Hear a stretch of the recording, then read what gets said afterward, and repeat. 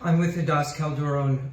Two of her children and her ex-husband are being held captive somewhere in Gaza by Hamas. The only way that they will be released is if public opinion makes this a top priority in the world. So she's taking all of her time to tell her story, and I wanted you to hear it directly from her. Hadas, what happened to your family? 7th of October, we've been attacked with bombs, very massive bombs, and then after, with a lot of terrorists, like 200 terrorists came into our kibbutz. And we've been, somehow we've been survived, so we can tell the story. And how did you know that your two children and your husband were kidnapped? In the beginning, I didn't know, because the terrorists went house by house and murdered and butchered and massacred. We had a big pogrom all over, and then they burned all the houses. After 8 hours that we've been all alone without any help, no army, no soldier, our soldier, nothing, the army came, and then we realized, we started to get information, and I realized that 5 members of my family are kidnapped. Now I have 3 left, because 2 of them, my mom, my dear mom, 80 years old, and my niece, 13 years old, been murdered after kidnap. I have left 2 of my children, my child, Erez is 12 years old, Sarah, 16 years old, their father, Ofer, 53 years old. They've been in another house, they've been jumped from the window and hiding in the bush while a terrorist came into their house. They've been kidnapped very quick. At 8:30, I got the last message. And then I was all alone for 8 hours in the dark, without water, without any electricity, and no phone. So I didn't know nothing I didn't get any information. After I realized they'd been kidnapped, and since then I'm fighting to bring them back home. And you said that you've even contacted other governments. Which governments, and why have you done that? My mom, she's American citizen, and this is her children. This is her family. She was warm and lovely woman. Always help, always play game with them. Really beautiful and amazing woman. I want to show you her picture, by the way. I didn't show you. This is my mom. Okay? I've seen her picture. You've seen. Yeah. She been murdered with my niece, my sister's daughter.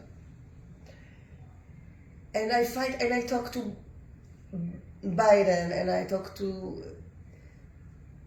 France, and I talk to the whole world. I think we talk to the TV and we are really, how can I say, demanding and asking and begging for help from the whole world, because it's a really crime against the humanity. It's not just my story. We've been murdered, we've been butchered, we don't have home left. Our home is gone. We are refugees in our country. We all, the survivor, we are in a big hotel somewhere in the south. And we don't have place to go. Even my children will come back, and they will come back. I don't have a home to go back to. You were there yesterday for the first time. I went there yesterday. I am not sure it was a good idea, because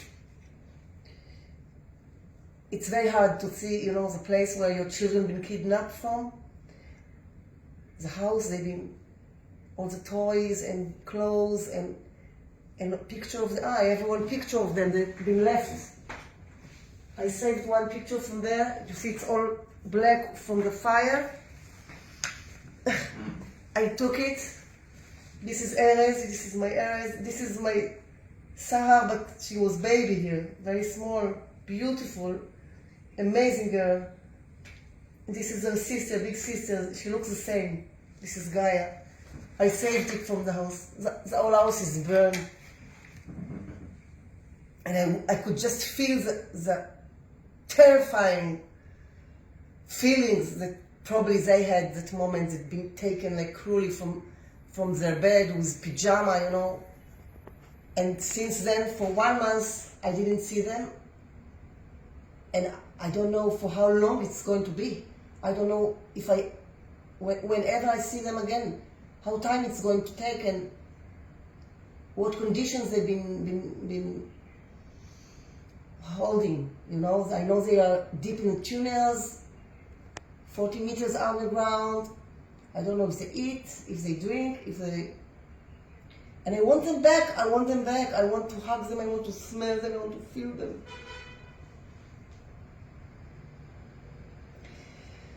I want my Eres to come back to, you just said that he celebrate, he's 12 years old. We celebrate and we have a big present for him, and candle and cake. I still have the cake here, if you want to, I can show you. It was a big picture of him. I was sure he will come back then, you know, it's like 3 weeks. How come they're still there? They are victim of this war. They not deserve this. She didn't deserve to die that way, and they don't deserve to be their children, innocent children. It's unbelievable, really. It's a nightmare. And we don't know when it's going to be end. It's like, we don't know. It can be for years. I don't know what it's going to grow up there. It can be for, we're screaming for the whole world, just please don't forget them. It's 240 hostage citizens, old people, sick people, babies, children. It's not their world, it's not belong to them, you know. So we must make sure we bring them home, we bring them safe and healthy home. I want my son Erez to ride his bike, mountain bike, and his horse, and to play his football and ping pong and play the computer. And I want my son to draw, to dance, to get, she's a teenager, to get a nice dress and jewelry like she loved to, and to be normal. You know, I look around and I see normal families go to the beach, restaurant. My life, I feel like in a bubble of terrify. I don't know how to explain it. Yeah. I don't know what's going on. My life is stopped. I'm a soldier now in this war to bring them back. That's all I can say. What can we do to help? If you have any power, any connection, I don't know. Everybody, you know, to make Tell the pressure, story, right? make pressure, tell the story. This is the right story. Don't believe other stories. You know, because they're trying to say it didn't happen, it's not exist, that we are against them. It's not true. They took even pictures. They make a media and video picture for... Hamas did. They did, well, for what they did. We found out that my son been taken by them by video. And they really did such a cruel thing that I don't even to talk about it. But I have to. Because the world have to know. They raped young women and they murdered them. They took baby's head like this.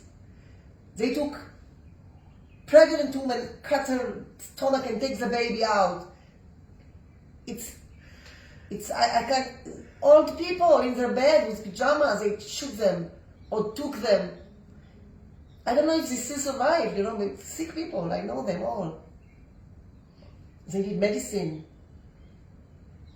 We must get